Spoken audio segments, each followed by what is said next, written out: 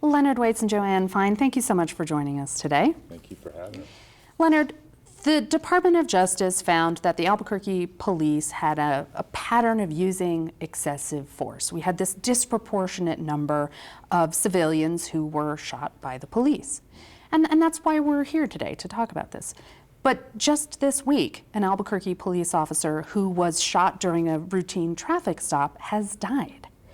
And this is a really poignant moment as we're looking a year back. Does the death of this officer impact your idea about your role in this process at all? It doesn't, I think it has an impact, but it doesn't change our role. Our committee was set up for certain reasons, and yes, him dying was traumatic, and it wasn't good. But our role is the same. We're an oversight commission, and we're going to look at those things, that police do. So. Joanne, did it give you some added layer of, compassion for the tough job that these men and women have to go out and do? Oh, I don't think there's ever been any question about the hard work that police officers do. I think this underscores the potential loss for other families. And anyone who loses someone, whether it's a police officer or anyone, there's traumatic loss. And this is certainly a compelling moment for us to take a look at where we're at as a community and decide how we're going to move forward, citizens as well as police officers. Yeah. Leonard, the Police Oversight Board has spent most of this year kind of gearing up, getting ready, doing some trainings, coming up with rules for how you're going to conduct your work. What's the most valuable thing that you've taken away from all of these trainings and sessions? Well, I think the most important thing that we did, most valuable thing that we did, we attended the academy, and that was eye-opening. We spent about 3 months, doing the Citizen Police Academy. So that was important. We've done ride-alongs. We've done everything that the DOJ has requested us to do. So we're ready to continue our work. You've done everything but the push-ups, am I right? Did you have to? Yeah, we had to do it. No push-ups involved? We certainly had an edited version of the training the police officers get, but it was enough to get a taste. Yes. So the new board, you guys met for the first time in March, am I right? Mm-hmm. And it was a pretty big deal. This was a long and painful process to come up with this new oversight form, and a dozen people came to the meeting. So do you think that the public has a responsibility to participate in this process and come to these meetings and watch what you do? Well, it's kind of like what comes first, the chicken or the egg, If people believe there is a difference that they can make and that someone is paying attention to the issues that they have, they'll be more likely to come. If they see transparency and accountability and fairness, it's more likely they will come. So I'm not sure whether I should expect them before all of that to come. You have to show a little bit before you think. Show me something. Well, transparency has been an issue. You had a member of the previous version of this thing who made a formal complaint saying that the board was not being transparent, that was conducting some business by email that should have been done in public. Was that a serious charge for you? It was, but we've had training. We understand our process. We understand that we have to be visible or transparent, and we're following that course. So how will we know that you are doing your job? Whether or not anybody ever comes to these meetings or watches them, how will we know if we're sitting around this table a year from now? What would you like to say that you have accomplished, that the board has done?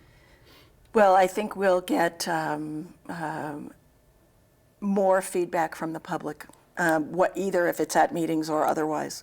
I think that we'll know we're doing a good job when probably everybody's mad at us.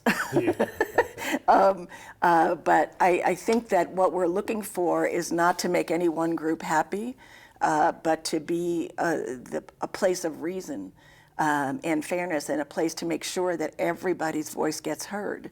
And we think that we're a good body for that to happen. And because not only are we hearing individual cases, but because we're going to have influence on policy, 51% of our role is going to be making policy recommendations.